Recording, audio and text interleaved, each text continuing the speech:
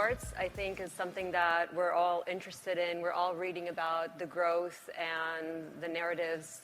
So let's get more into the business of it, the data behind it. But before that, please, let's go down and everyone introduce yourselves.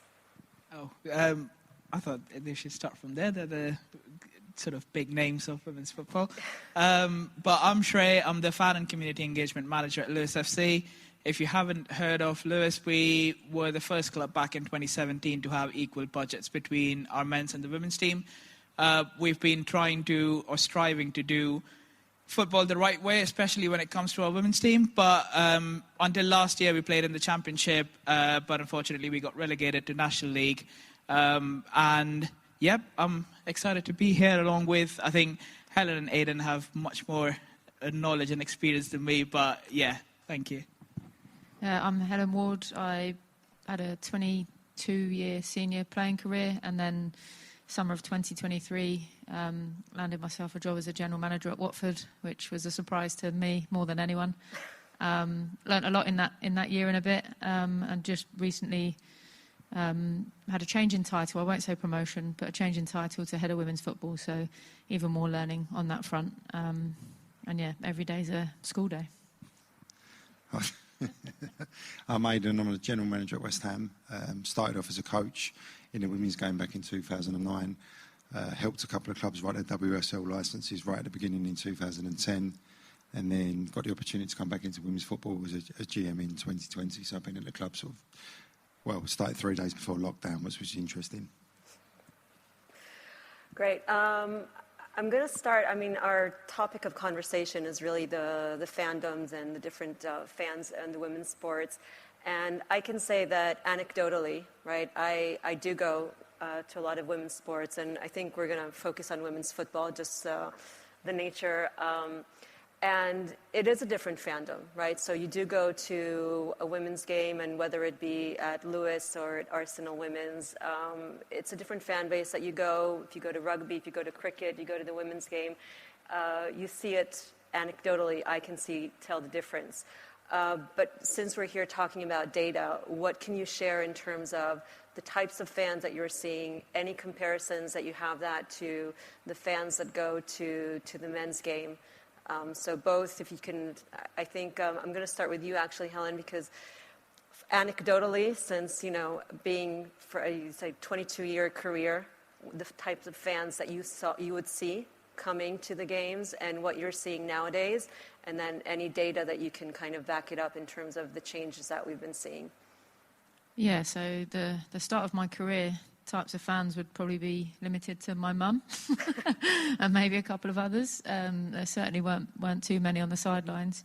But you fast forward, as you mentioned Arsenal there, and the crowds they're getting at the Emirates, they're huge, but they are still different in my opinion. It's not to say that there's any less passion, but I certainly think it's more family-based. I think you get more of a younger audience as well. For example, I've got 2 nieces who are in their late teens and not really massively interested in football for many, many years, but now are big Arsenal women's fans and get themselves to games as often as possible. Maybe for girls or women, it feels like a safer environment for them.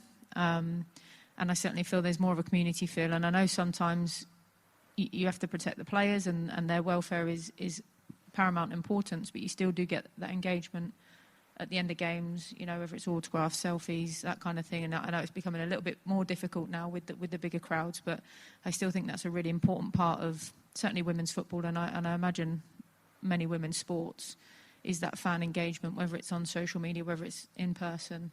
So I do think there is and it's not a better feel or a worse feel, just a different feel to attending a women's sporting event. More relaxed maybe. But as I said, it's not down to lack of passion. I'm not massively into data, so I probably can't give you too many insights on the data side of things. But I certainly think that if I was to take an educated guess, you'd probably do quite well to sell family packages and deals with tickets that include adults and kids at a cheaper price or something along those lines. I'd imagine goes a long way. I think you're more likely to go with your friends and sort of younger groups Yeah. maybe attending. But as I said, I'm not huge on the data side, which is probably a bit ironic being at a Data Talks event. No, we need both, right? Aidan, anything you'd like to add to that?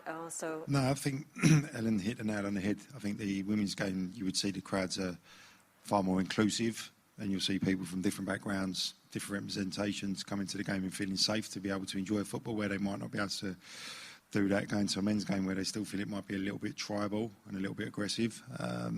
So yeah, definitely I think it's an opportunity for people just from any background to come and watch football. Shrey, what are you guys seeing at Lewis, I think, which is probably a little different in terms of the way the team was set up and the fan base that you guys started building? Yeah, I think to touch base on like what Helen said, the women's game's growing so massively. Like within the last 3 years, the growth has been incredible in terms of number of people coming in, the new audiences that are coming in. Like I think the first season when I was at Lewis, like if we split into percentage, we had like 25% tickets were like children tickets. But now last year that number's gone down to 19%, but our overall average attendances have grown up. So in whole numbers, there are more children coming into the game, but the split has moved slightly towards adults as well. And that just shows that people who are young adults are like, even men coming with their friends to watch a women's game, not because it's like not something to prove where, I'm going to a women's game, but they're actually coming in to watch the game, which I think has transformed quite a lot. And I think that's something that's going to keep evolving, and we as clubs need to sort of like stay with the touch and stay sort of to figure out where we are going with our fan bases, understanding our fan bases, which has been quite a revelation. Like we get a lot of different sources of fans. Like some come in, we started following our men's team because they play non-league, and non-league football is quite attractive when you get sort of tired out of Premier League, and then they switch to the women's team. Or some just come in because of our equality sort of aspect. So it's about understanding and how we can provide that journey for each individual fan. So I think that's evolved quite massively. And even in my 3 years at Lewis, like it's just constantly changed, even every 2 months, not even seasons. So I think that's a great thing to see that it's growing, but also it always keeps you on your toes. So let's touch a little bit on the growth. I think we all saw probably around the Euros and the success of the Lionesses kind of a large increase and large growth in terms of attendance and maybe media visibility around that. And the challenge is now to sustain it. So I'm going to pose this question to each of you, and whatever information you can divulge and explain, how can we sustain this growth in the attendance for women's sports, for the women's football teams, especially when some of the clubs don't have the stars of the Lionesses playing for them? Sign of the Lioness, I would say. We've looked at it ourselves. Obviously, the immediate impact was those teams packed with the Lionesses. When they came to town, the gates went through the roof. And you can see that the impact that the players themselves and how they've changed and how their lives sort of blown up with the fame. Even the kids that want to come and watch West Ham or want to come and see Mary Earps or Alessia Russo, Chloe Kelly. So when those teams come, it's been good for us because obviously it's increased the gates significantly. Unfortunately, when the likes of Leicester or Brighton have come, we've not had the similar impact. So there's been the positives of that, but it's trying and get that engagement consistently. So, we can nearly sell out when Arsenal come, but when a lower end team that doesn't have a Lioness and we don't have a Lioness, then obviously that does impact. I think it's just trying to keep the visibility out there of the game, and keep it in the forefront of everybody's minds. And I think one of those things is scheduling. And I don't know if I'm speaking out of turn here a little bit, but sometimes I find the scheduling of the league with the lower numbers in the league, you could have one home game a month. Now that's not really, it's consistent, but it's consistently too far apart. If you go to a game and you love it, you want to know when the next one is, and if it's not for another 4 or 5 weeks, it's really difficult to keep that momentum. So I think scheduling would be really important, which is obviously something that clubs don't have any control over. But I think it's just trying to put yourself out there as much as possible, keep that visibility high. When you do get the bigger attendances, what can you do other than have a Lioness come to play?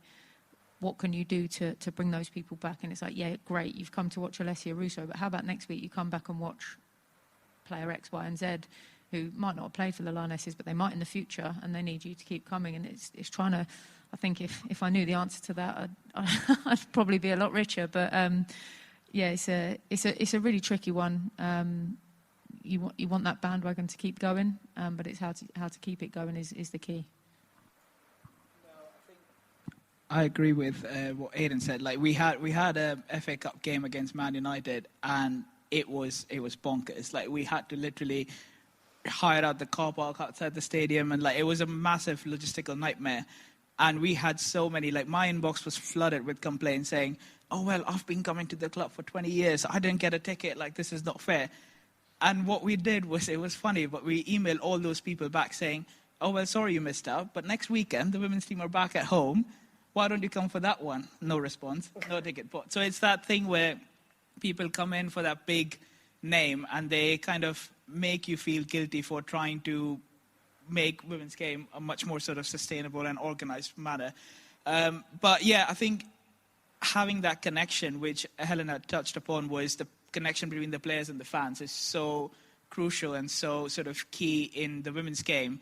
I think when we scale up the game, it shouldn't lose that. I think there is a sense of tribalism, but there's a friendly tribalism. I think Watford and us, like we've had our back and forth for the last 3-4 years, but I've never seen. I think in fact Watford Supporters Club always tweet when they come to us because they sort of just love coming to the Dripping Pan. I think it's like that. They come in, bang their drum and cheer for their team, but at the end of the day, it's always smiles and sort of goodbye. So I think it's about keeping in touch with that emotion, which was mentioned quite a lot today, of how the fans interact with each other and the club. So yeah, there's a long way to go, but there's, I think, bit by bit, if that emotion's kept in the center of it, it's going to be quite good. So maybe you can talk a little bit to those. How do you create those emotional connections, and how do you? I know, Aidan, we talked in the past about community-led activities, so that the team really is part of the community and kind of growing the importance of the homegrown fan base. As this is technically, I mean, we talk about women's football for many years, but I think many of us are looking at it as a new product, so to speak. And so how do we kind of create this new experience, and just talk about a little bit of those initiatives that you guys are doing, each one with your clubs?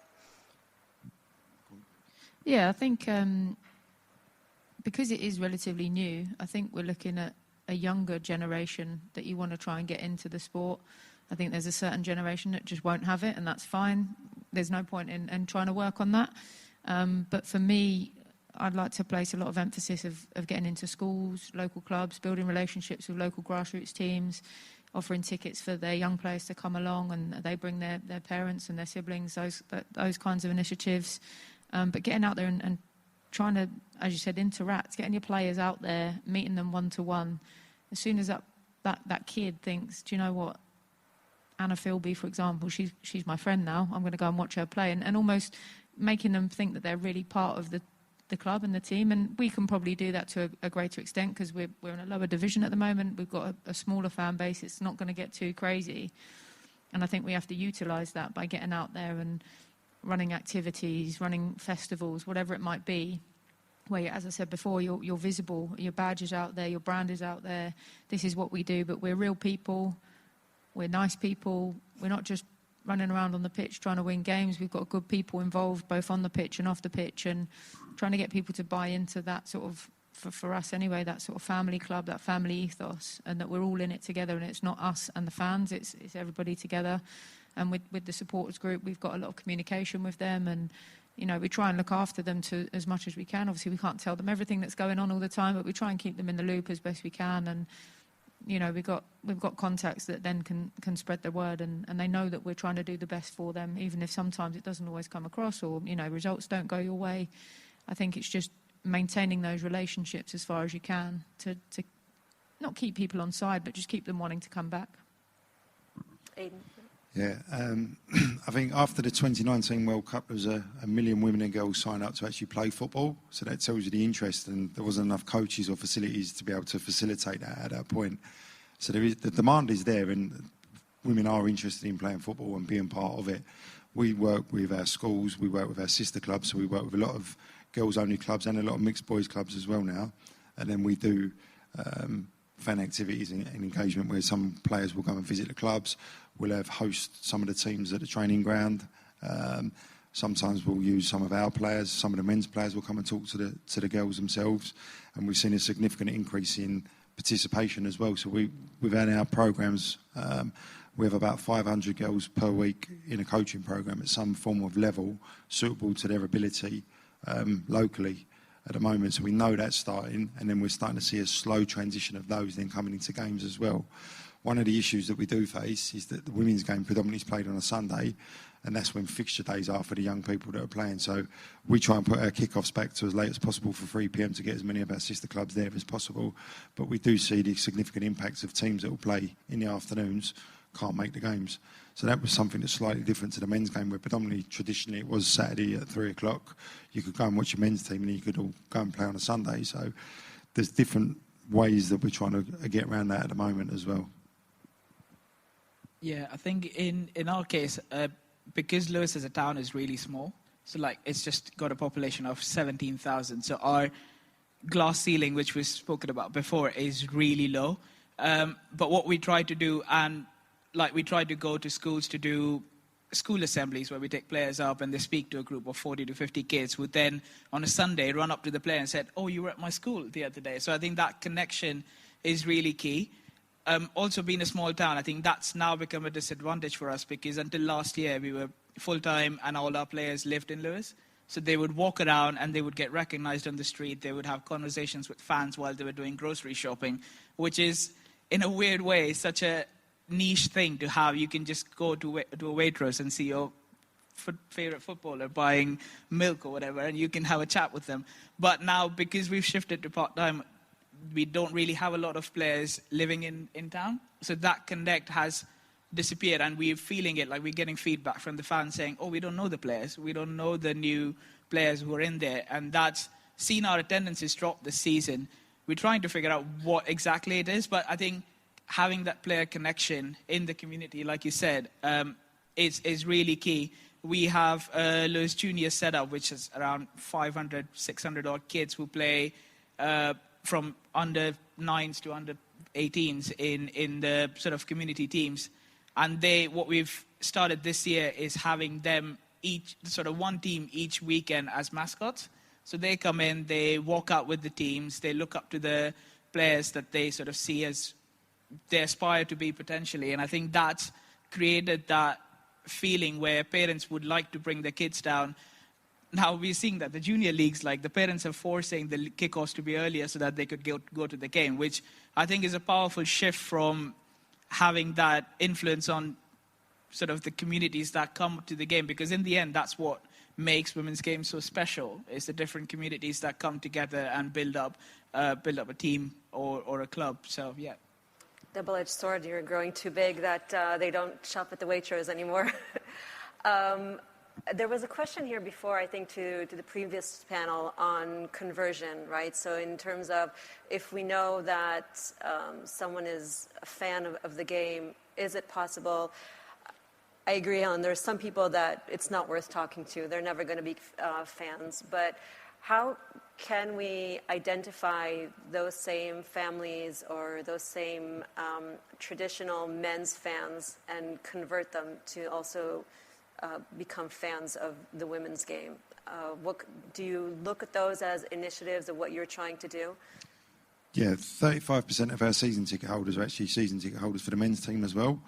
So when the women's team was established in 2018, the men's team wasn't playing in Europe.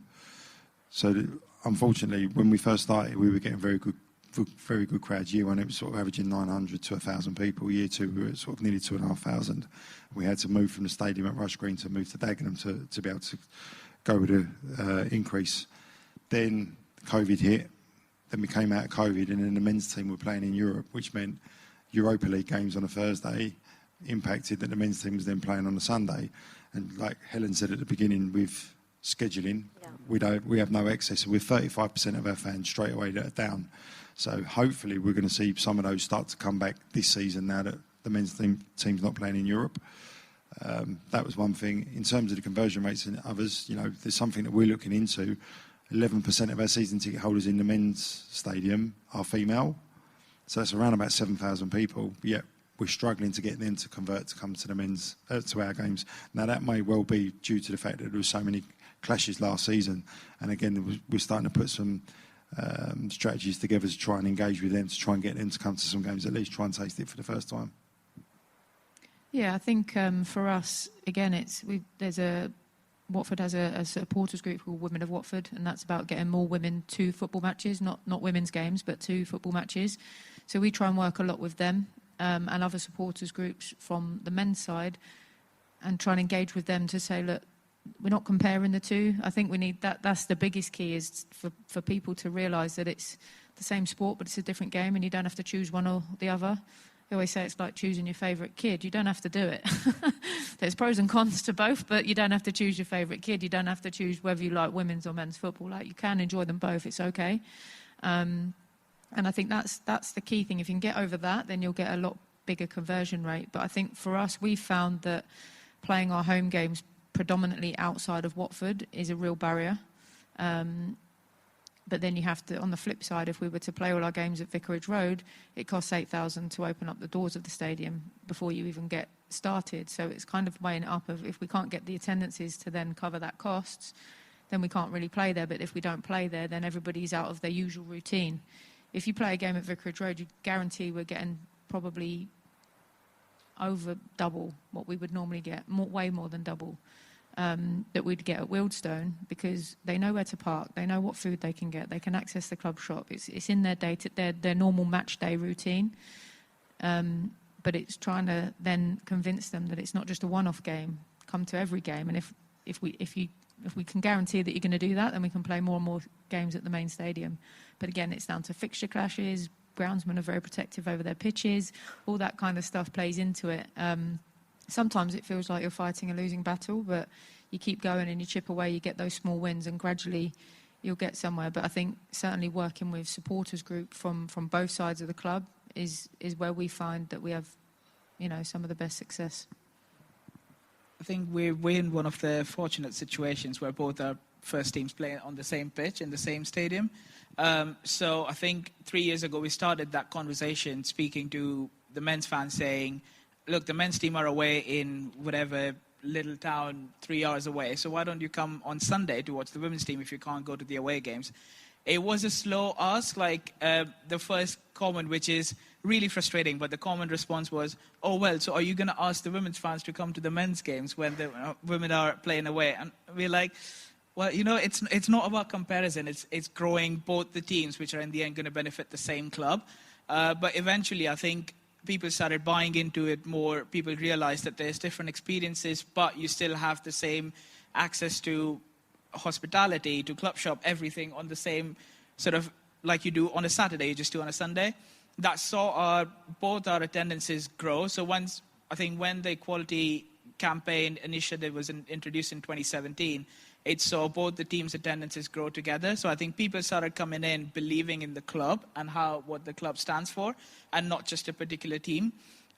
Even last year, our league average attendances were like 930 and 940 across both the teams. So it was quite similar.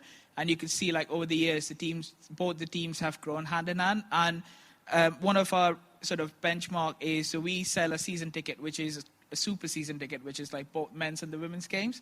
And that has grown over the last 4 or 5 years by nearly 200%. So I think people are converting from their individual team to the super season ticket just because they are enjoying the football on both the sides. So I think making people realize that they have the same experience. It's, like you said, it's the same sport but two different games. I think that is helpful, but I think it's also predominantly because Lewis is more of a family town. It's more of a young family town. So the men who come on Saturday, then instead of spending their Sunday with their family at home, choose to bring them down as well. So I think that understanding your fan base goes a long way and makes a big difference. Yeah, it's understanding the fan base. I think that the challenges are different when you're looking at it that way. And Aidan, I'd be curious to hear from you as, being a London team where there are very successful women's teams in London, whereas I would never ask a man if he's, a fan of the men's team, if he's a West Ham, if Arsenal is succeeding or if Chelsea is in Champions League, they're not going to go to the match. Whereas I think a fan of the women's game, if Arsenal or Chelsea are playing in the Women's Champions League, they might go even though they're in East London. So how do you deal with the competition that you have within that London space? I think each club has its own fan base anyway because they're affiliated from growing up with a family. But I think Arsenal have probably hit the nail on the head and managed to get the majority of the new fans coming into the women's game and want to experience it. Knowing some of the guys that work there and having conversations with them, a lot of the first-time fans that want to go to games are going to the Emirates to watch them because they're putting on a show. The stadium's full, they're playing competitive games, and it's a great opportunity to see the team. And normally they are winning their games as well, so it's a great opportunity for those that are neutral as such. For us, it's about trying to grow steadily. I think when you look at the women's game in that example, I find it interesting that Arsenal seem to be able to get those really big crowds, yet Tottenham can't get anywhere near it, and they're coming out the same catchment areas. So when you start to look at it really, how many are actually football fans and how many are people coming for the first time? Because if you're coming for the first time, why would you go to Arsenal? Why would you not go to Tottenham? Why would you not go to West Ham? So I think the fact that Arsenal have been established for a long time and probably the most established women's team in England. They had a big fan base.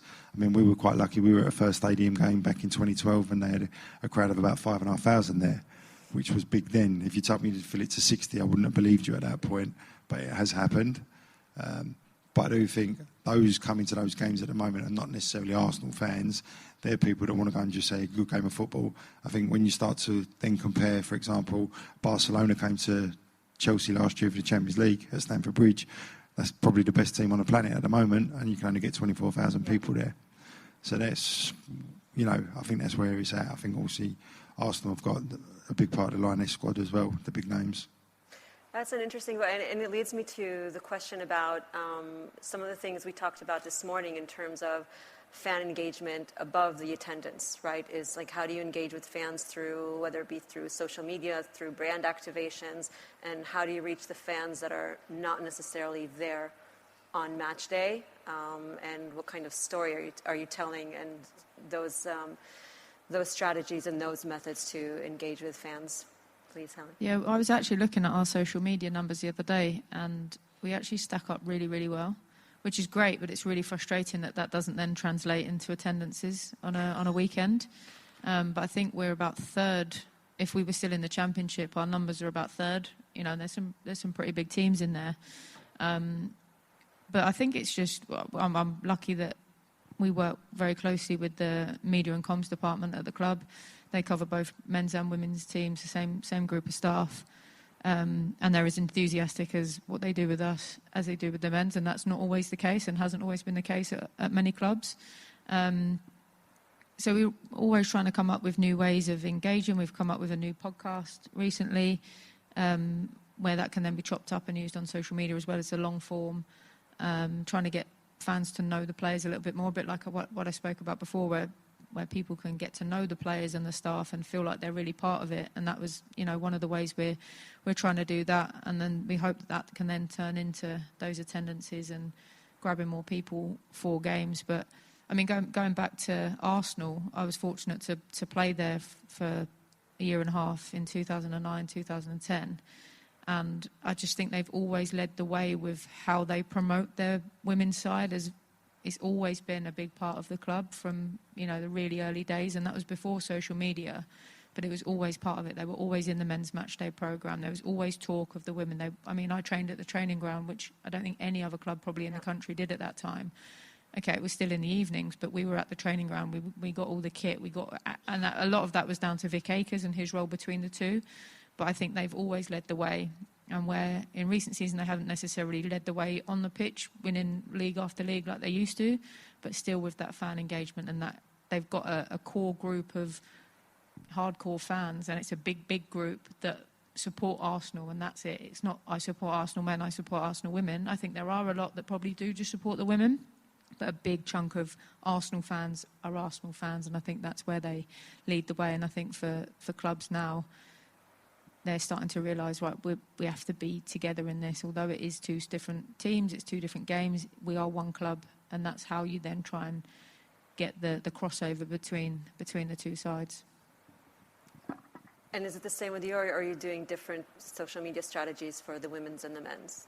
I think on the sort of face of it, it's same. It's pretty much sort of similar in terms of we want to connect the players with the fans. I think because that's been, in the last 2 seasons, that's got the highest engagement when we look back at the analytics. But in a way, it's that thing where I think in women's football, it's still so raw that there's no definite blueprint of what's right and what's wrong. And maybe Arsenal are probably the club which are most likely getting it right in terms of social media or in-person engagement. And I think that's why we're trying to figure out what's working, what's not. And the problem is, I think, with each club, there's different challenges, there's different issues. So, for example, for us, our comms manager unfortunately left us at the end of the last season. So at the moment, there's the comms department, the social media department is just amongst 3 different people who are chipping in. So we don't really have the resources to then strategize and think and how do we build and grow up. And that's the honest truth about it. And if you go to a lot of clubs in tier 3, tier 4 or below, they probably have similar problems if they don't really have a big backing behind them. So I think it's about then also understanding what's working. So like, for example, this year, people are enjoying the goals scored videos that we're putting out. And we're just trying to make sure that we do that every game because that's what people are liking. And having those little tweaks in how you're introducing your players, which makes a bit of difference. I think one interesting thing we've realized is on the men's side, your on-pitch performance dictates your social media engagement. So if the team does bad, it's going to be filled with negative comments. It's going to be comments like sack the board, sack the manager, straight away. But on the women's side, it's more empathetic and supportive. So it's more of, we're going to be in this journey together. So I think on the women's side, the fan engagement is more about being in that journey, in that process together with the team and the players, rather than focusing on an individual game or result. That's interesting. Are you guys finding it the same, that the type of engagement is different on each side? Yeah, there is, and we've done quite a bit of sort of content together as well now. So things like kit launches and stuff are male and female joined up. With, for example, Vivian Assay that plays for our team, and in our front side area, Ola went to school together back in Paris. So we did quite a bit of content around there. So there's strategies that we'll use where we'll try and join up, and there's strategies that we'll use that we try and keep independent. So, for example, we try and tell the stories of the players. We've got young girls that are studying their A-levels and scoring goals in Conti Cup quarterfinals with their first touch in their first ever game, to mothers coming back into the game and having to run off the pitch to breastfeed their child to then get back on the pitch. So we've got a whole plethora of, different stories that we can promote and show that, women can be professional athletes regardless of what stage of their life they're at, and anyone from any background can do that as well. We're really trying to push the fact that Essex and East London, particularly East London, is one of the most diverse parts of the UK, and we want our team to reflect that as well.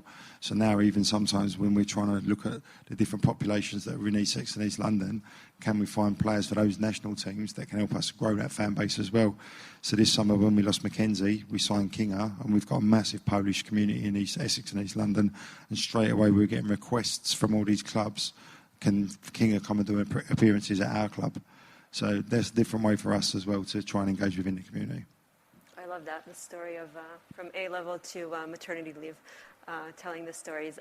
We have a few minutes left. I don't know if there's any questions, and I think if anybody has a friend who's looking for a comms director at Lewis, then maybe something.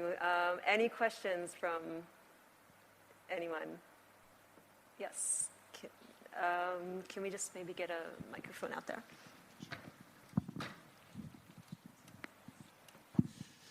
I don't know if any of you are cricket fans, but obviously the ECB with the 100 have done a really good job of pairing up the women's matches before the men's matches. Is there opportunity with any of your clubs to look at something like that in the future? It's something we've looked at. Logistically, for us, it's a bit of a problem because we don't own the stadium. So that's a big impact on our women's team, period. I know other clubs have tried it. I think they've found logistical issues of getting fans in and out of the ground. Spurs did it, I think it was the back end of last season, and they managed to do it, but the men's team lost, so most people stormed straight out of the stadium in a bad mood anyway. So there are ways that they're looking to do it, but logistically with pitches, turnarounds and stuff like that, that's a question that they're looking at, is how do you have the turnover of tickets and getting fans out from one game to another, depending on how many tickets you're going to sell. This probably also goes back to the scheduling issue, right? That's the cooperation between the two governing bodies. Yeah, 100%. And also going back to groundsmen and their pitches. They're very protective over it, rightly or wrongly. The guys here are working really hard with the hole that's in the pitch at the end of the other end of the stadium. But yeah, I think it is. It's just the logistics around it. I think I don't watch a lot of cricket, I have to say, but I have the 100 has caught my eye, and I do like how that works. I'd actually be really interested to speak to someone about that and how they go about it logistically. But yeah, it has worked in the past. But the one that Aidan mentioned with Tottenham, I think if you do get an irate crowd for a men's game, it's going to have a negative impact probably then on the women's game, or the women's team, and potentially even their performance. So it's a real fine balance. It could work brilliantly, but it could also have the opposite effect. So it's on a real fine balance, I think. I know a club that were looking to do it, and I know this may sound silly, but basically it was the Hawkeye technology, the removing of the Hawkeye technology, because it had to come down to them taking to another stadium, that meant they couldn't do it. I think one of the things that we were looking at in terms of data was how long does a fan stay after a game?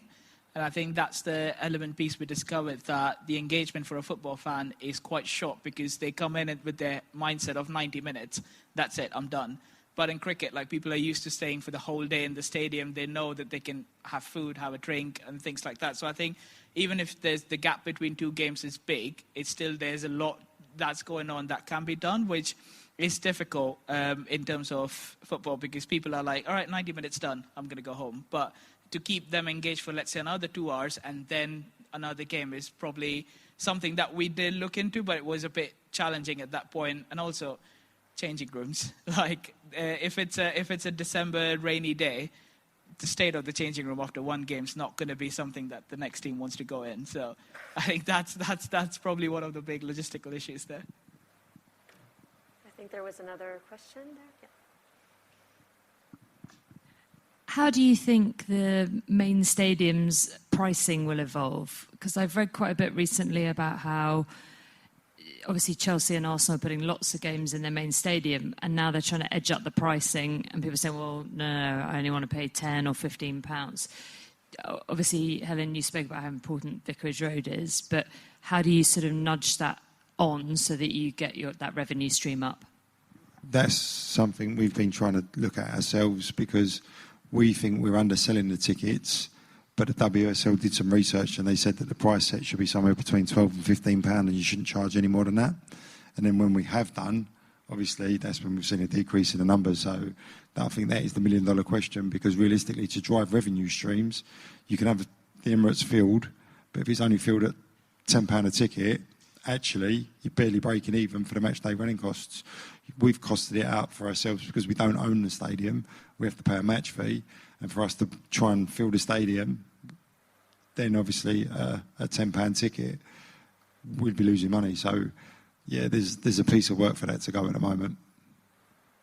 I think we've been notorious to sort of charging a bit too much than the average league. So I think our pricing, the way it works is the men's league have a standard price, which basically each team follows.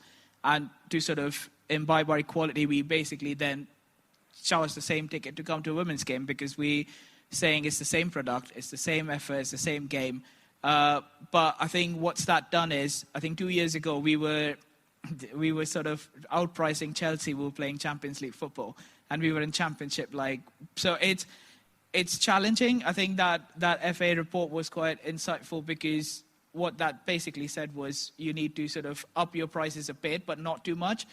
But I feel it's still undervaluing the product. Like the effort, the sort of extra show that all clubs try to put out, because it's not just about football when it comes to the women's games. It's a lot around it, and I think that gets a bit undervalued when you don't really charge the right amount. I think at the moment we are very highly priced than other National League clubs, which we are looking into because it's a new territory for us. But I think we're like double than every other club, which on the wider picture looks like, oh my God, what's so special about Lewis? Which it's not that much special, but we're just trying to keep the balance right and valuing the product the same. Yeah. It's the branding of Lewis, is yeah. Yeah, and it's not. I mean, even the Lionesses, for example, when they're filling Wembley now, they're not filling that out at full cost. So, again, it's great that the stadium's full, but behind the scenes, it's not making the money it needs to make to break even or even start making a profit. It's difficult. Yeah, and sorry, my perception point as well was if it's just seen as cheap and having a ceiling, how does it then grow out of that? Is it always seen as an inferior product? Not a question, just an observation. Yeah, no, I think it's a fair point, and that's something that where it's interesting. That I think their season ticket price is probably treble ours, but they sell good numbers, in all fairness to them. So actually they're probably making more money out of their season tickets, even though they sell slightly less than what we do, and they're probably treble the price of ours. So it's agreed, it's something we looked at. Our director of ticketing believed that when we first started as a club, the prices we put out were far too cheap, and it was actually underselling the product, period. And then trying to get it back up to where it should be is difficult. But I think that is the misconception at the moment in this country. And I think for me, it's probably a cultural piece, because if you look in America, you can charge $25, $30, $50 for a ticket to a game out there. So I think there's a cultural piece, and I think it's probably going to be another generation before we start to see it. Like I said, 10 years ago, I was a part of a stadium game that was 5,000 people. Now you're getting 60,000 people. I think in 10 years, 15 years' time, then I think people will, but it's a long time to wait, but I think it will happen. It's just when it becomes culturally accepted. Yeah, and I think once you've had something for free, you're reluctant to then pay for it, or for very, cheap price. So that generation of fans, you're right, will be more reluctant to then pay more and more. But I think also the ticket prices in men's football in this country, some of them are ridiculously high. So there's that big gap, whereas you go somewhere like Germany, where the ticketing is, I believe, if I could be wrong, but they're at a set price across the league in the Bundesliga, is that right? Don't know if I've got that right or not, but it's fairly lowly priced in comparison to some of the ticket prices I hear about in the Premier League here. And that big difference, we're never going to get to I don't even want to get to the point where we're charging £90 to £100 for a ticket for a women's game. I don't think we need to get there. But it is, like you said, it's that cultural piece of what you're used to paying, and then that's suddenly changing. Nobody likes a bill going up at home. It's the same with things that you pay for day to day, especially with the cost of living. I think it's with everything, right? It's how much are people willing to pay at the end of the day. I think we saw that just recently with the men's and Aston Villa with the Champions League, right? That they overpriced it. There was a fan revolt, so they lowered the price. So you don't want that to happen, but it's a, regular inflation plus how much are people willing to pay, and kind of be conscious of who the fans are, and as with every pricing model on every product. Okay, great. Thank you very much for this very interesting conversation.